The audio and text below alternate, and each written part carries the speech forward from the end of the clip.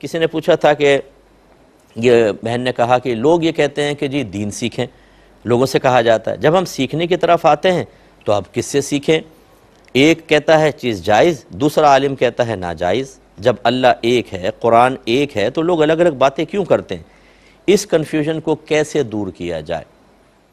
دیکھیں، ہم نہیں کہتے دین سیکھیں، آپ کے نبی فرماتے ہیں اور اللہ فرماتا ہے، اللہ تعالیٰ فرماتا ہے کہ فَاسْأَلُوا أَهْلَ الذِّكْرِ إِن كُنتُمْ لَا تَعْلَمُونَ، اگر تم نہیں جانتے اہل علم سے سوال کرو۔ اور آپ کے نبی کریم صلی اللہ علیہ وسلم نے فرمایا کہ طلب العلم فریضۃ علی کل مسلم، علم کا حاصل کرنا ہر عاقل بالغ مسلمان مرد و عورت پر فرض ہے۔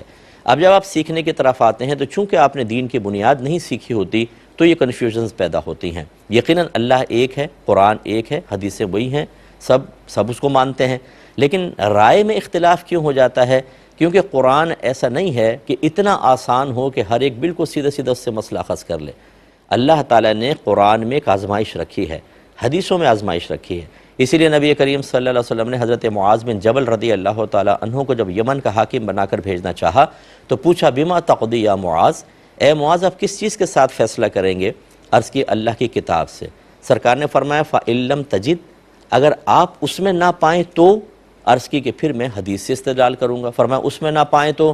کہا میں اپنی رائے سے اجتہاد کروں گا۔ اس پہ سرکار نے خوشی کا اظہار فرمایا۔ اس کا مطلب ہے ہر چیز قرآن میں ہو یا آپ کو مل جائے ضروری نہیں، ایسی حدیث میں پھر رائے سے اجتہاد ہوتا ہے۔ جب رائے سے اجتہاد کرتے ہیں تو اس میں اختلاف پیدا ہوتا ہے، ایک اپنی رائے رکھتا ہے، ایک اپنی رائے رکھتا ہے۔ میں آپ سے گزارش کرتا ہوں آپ ترمذی پڑھ کر دیکھیں، صاحب ترمذی ہر حدیث کے بعد بتاتے ہیں کہ اس حدیث سے جو مسئلہ اخذ ہو رہا ہے کون کون صحابہ اس پر تھے، تابعین اس پر تھے، اور کون اس کے خلاف دوسری حدیث سے استدلال کرتے تھے۔ یہی میں نے کہا کہ آپ نے نہ قرآن پڑھا ہوتا ہے، نہ آپ نے ڈائریکٹ کبھی حدیث پڑھی ہوتی ہے۔ پھر جب علماء کی رائے میں آپ اختلاف دیکھتے ہیں، جس کو علماء نے واضح لکھا ہے کہ علماء کا آپس میں علمی اختلاف امت کے لیے رحمت ہے، کہیں مسئلہ سخت ہو جاتا ہے، کہیں آسان، اختلاف سے آپ کے لیے آسانیاں پیدا ہوتی ہیں، تو چونکہ آپ نے پڑھا نہیں، آپ دیکھیں کہ کتنا صحابہ کے مابین فقہی اختلاف رہا ہے، کوئی رائے رکھتا تھا، کوئی رائے رکھتا تھا۔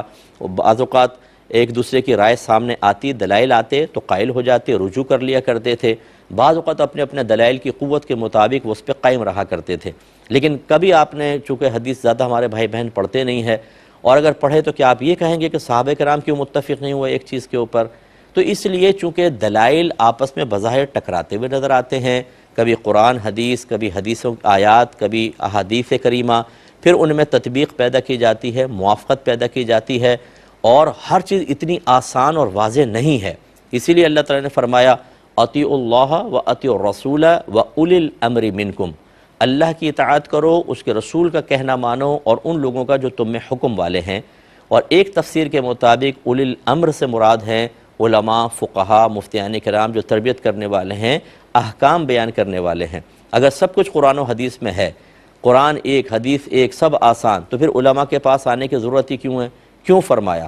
یہ جو ہے فَاسْأَلُوا أَهْلَ الذِّكْرِ إِن كُنتُمْ لَا تَعْلَمُونَ آیت پڑھی میں نے کہ اگر تم نہیں جانتے تو اہل علم سے کویسچن کرو۔ یہ کیوں اللہ نے فرمایا؟ اگر نہیں جانتے تو قرآن کھول لو، حدیث کھول لو، یا آج کے کوئی کہے کہ یار یوٹیوب پہ، اس پہ سوشل میڈیا پر یا گوگل پہ جا کے آپ سرچ کر لیں۔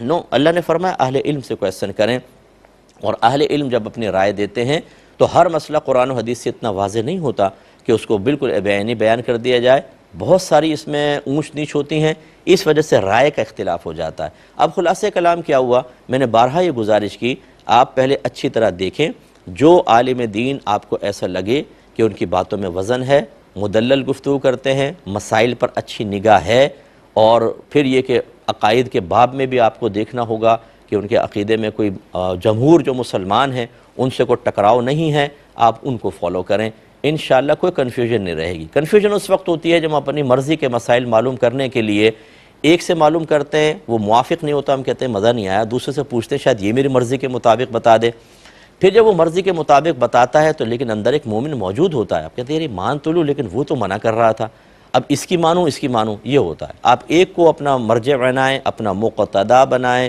ان سے آپ معلوم کریں، پھر وہ جو مسئلہ بیان کریں ہونے سے صحیح جو میں نے شرائط بیان کی، انشاءاللہ اب بالکل کنفیوژن ختم ہو جائے گی، ذہن میں رکھیے گا۔